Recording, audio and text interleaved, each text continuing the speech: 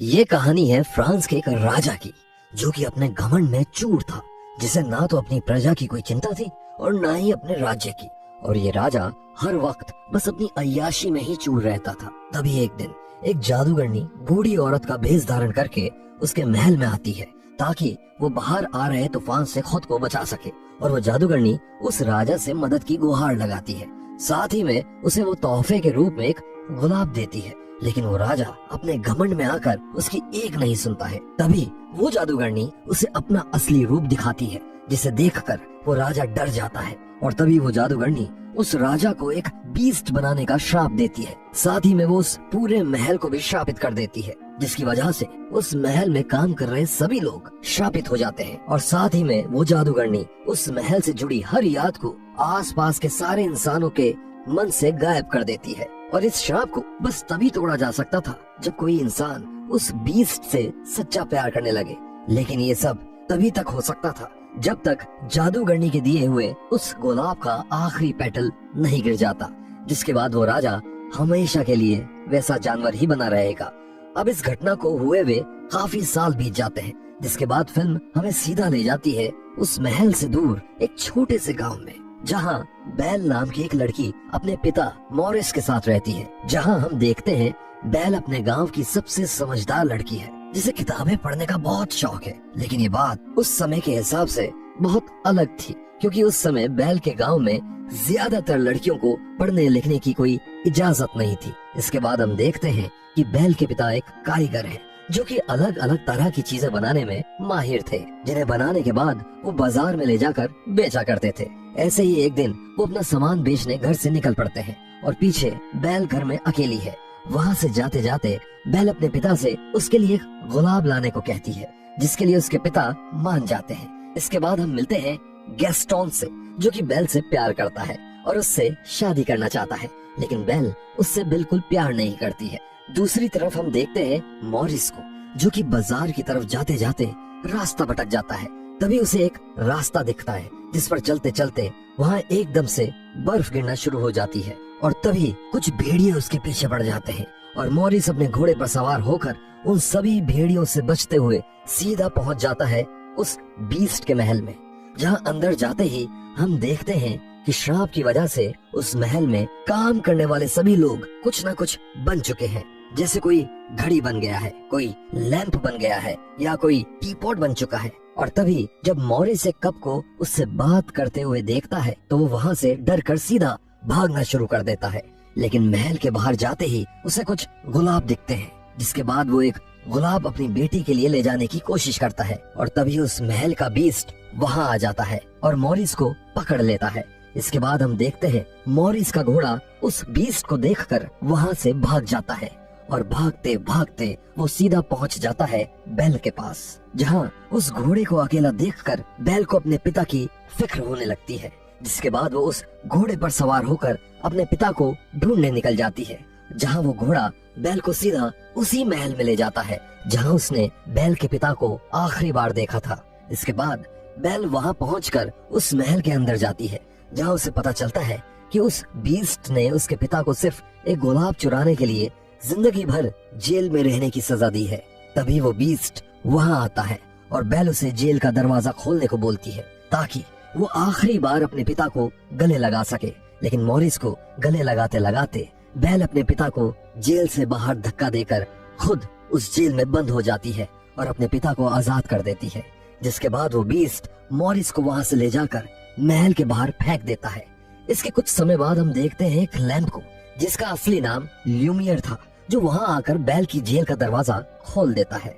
Lumière के साथ साथ वहाँ एक घड़ी जिसका नाम कॉक्सवर्थ था, वो भी वहाँ आ जाता है। इन दोनों को देखकर बेल पहले तो डर जाती है, लेकिन थोड़ी देर में बेल का सारा डर चला जाता है।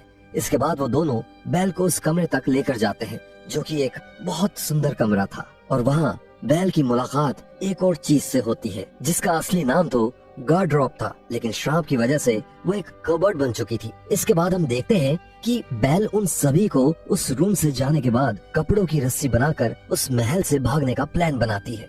दूसरी तरफ हम देखते हैं कि उस महल की किचन में सभी लोग अपने राजा यानी बीस्ट के लिए खाना बनाने में लगे हुए हैं।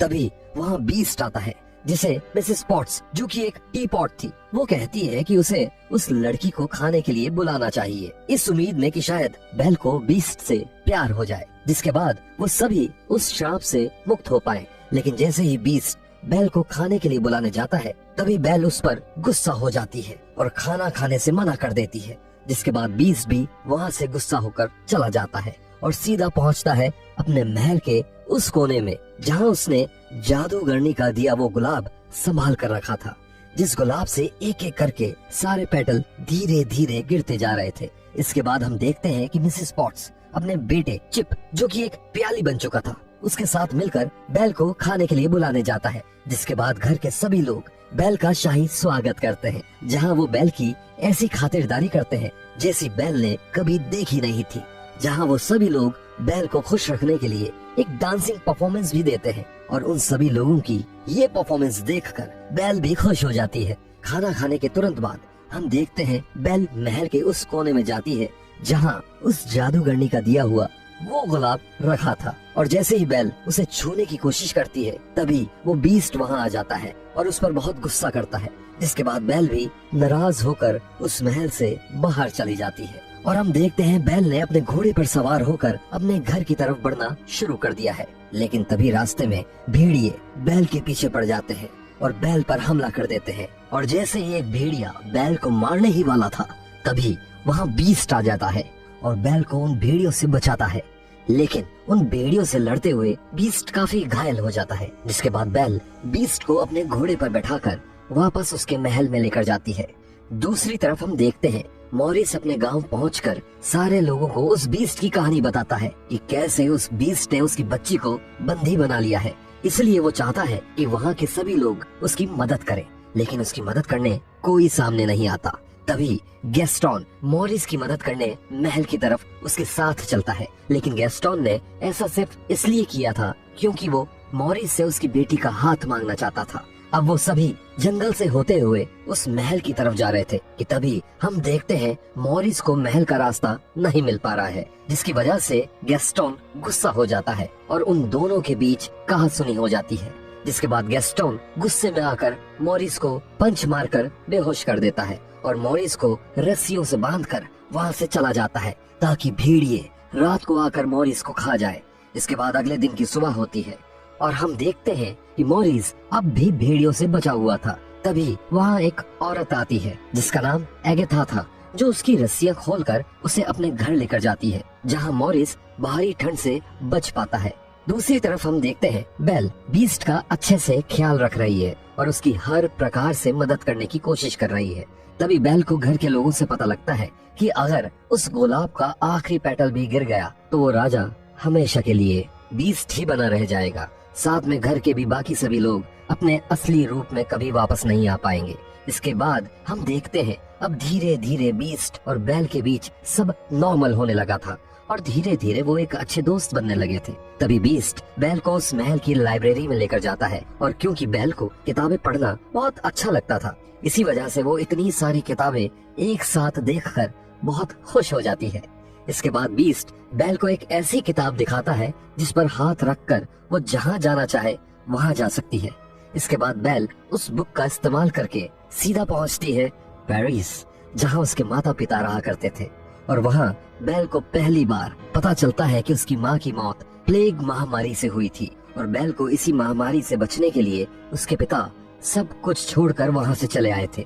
दूसरी ओर हम देखते हैं मॉरिस फिर से अपने गांव में पहुँचता है, जहाँ पहुंचकर वो सभी लोगों को गैस्टोन का असली चेहरा दिखाने की कोशिश करता है, लेकिन गैस्टोन अपनी चालाकी से मॉरिस को भी सबके सामने पागल साबित कर देता है, जिसके बाद वहाँ के लोग मॉरिस को पागल खाने में डालने की कोशिश करते हैं। दूसरी तरफ महल में हम देखते हैं कि बेल और बीस्ट डांस कर रहे हैं। थोड़ी देर डांस करने के बाद बीस्ट देखता है कि बेल को अपने पिता की याद आ रही है, जिसके बाद बीस्ट बेल को एक ऐसा आईना दिखाता है जो दुनिया की हर चीज दिखा सकता था। जिसके बाद बेल उस आईने में अपने पिता को देखती है, जिन्हें गांव के लोग पागल खाने भेजने की कोशिश कर रहे थे। तभी बेल अपने पिता के पास जाने का फैसला करती है और बीस्ट उसे वो आईना तोहफे में देता है। इसके बाद बेल अपने गांव पहुंचती है और सबसे उसके पिता को छुड़ाने की गुहार लगाती है। जिसके बाद बेल उस आईने की मदद से वो सबको दिखाती है कि उसके पिता पागल नहीं है, बल्कि उस महल में सच में एक बीस्ट रहता है, जिसके बाद गेस्टोन बेल से वो आईना छीनकर सारे गांव वालों को उस बीस्ट के खिलाफ भड़काता है, जहां वो उनसे कहता है कि वो बीस्ट पूरे गांव के लिए खतरा है और उन सभी को मिलकर उस बीस्ट को मार देना चाहिए। जिसके बाद गेस्टोन बेल को भी अपने पिता के साथ जेल में डालकर सारे गांव वालों को लेकर उस महल पर हमला करने के लिए निकल पड़ता है और थोड़ी ही देर बाद वो सभी महल का दरवाजा तोड़कर महल के अंदर घुस जाते हैं, जहां महल के सभी लोग उन पर हमला कर देते हैं ताकि उन्हें महल से बाहर भगा सके। अब गांव के सभी लोग लड़ने में बिजी थे, लेकिन तभी गेस्टोन चुपके से वहां से निकलकर बीस्ट को मारने निकल जाता है। दूसरी ओर हम देखते हैं कि बेल अपने पिता की मदद से जेल का ताला खोलकर गांव से सीधा महल की तरफ जाने लगती है। तभी महल में हम देखते हैं कि गेस्टोन बीस्ट के पास पहुंचकर उस पर गोली चला देता है, जिसके बाद बीस्ट वहां से भागने की कोशिश करता है और तभी वहां बेल भी पहुंच जाती है और गेस्टोन को रोकने की कोशिश करती है, लेकिन गेस्टोन उसकी एक बात नहीं मानता है। इसके बाद बीस्ट बेल को महल में वापस देखता है और उसकी सारी निराशा खुशी में बदल जाती है, लेकिन जैसे ही वो बेल से मिलने जाता है गेस्टोन उसका रास्ता रोक लेता है। जिसके बाद बीस्ट गेस्टोन पर हमला कर देता है, लेकिन गेस्टोन की मिन्नतों के बाद बीस्ट उसे बिना चोट पहुंचाए वहां से जाने देता है। इसके बाद बीस्ट बेल से मिलने पहुंचता है, लेकिन तभी पीछे से गेस्टोन वहां आकर उस पर एक के बाद एक 2 गोली चलाता है, जिसकी वजह से बीस्ट बुरी तरह घायल हो जाता है। लेकिन तभी गेस्टोन जिस प्लेटफॉर्म पर खड़ा था वो टूट जाता है और गेस्टोन वहां से नीचे गिरकर मर जाता है। दूसरी तरफ हम देखते हैं कि बीस्ट अपनी आखिरी सांसें बेल के सामने ले रहा है और तभी जादूगरनी के दिए उस गुलाब का आखिरी पेटल भी टूट कर गिर जाता है, जिसके बाद बीस्ट के साथ साथ महल के सभी लोग भी हमेशा के लिए वैसे ही रहने वाले थे। बीस्ट की ये हालत देखकर बेल बहुत रोने लगती है और ये भी मान लेती है कि उसे बीस्ट से प्यार है। और तभी वहाँ एगेथा पहुँचती है और हमें पता चलता है कि वो और कोई नहीं बल्कि वही जादूगरनी है जिससे ये कहानी की शुरुआत हुई थी। इसके बाद एगेथा उस बीस्ट को फिर से वही राजा बना देती है जो वो पहले कभी हुआ करता था और वो राजा पहली बार अपने असली रूप में बेल से मिलता है। इसके बाद हम देखते हैं कि अब धीरे धीरे करके उस पूरे महल की चमक वापस आने लगी है और जिसके बाद उस महल के भी सभी लोग एक एक कर अपने असली रूप में वापस आने लगते हैं और धीरे धीरे सारे गांव की भी यादें वापस आ जाती हैं और वो सभी उनको पहचान लेते हैं।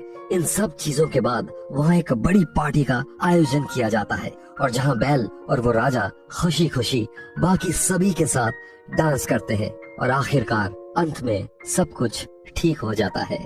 तो ये थी beauty and the beast film की सारी कहानी। आपको ये कहानी कैसी लगी हमें कमेंट्स में जरूर बताइएगा।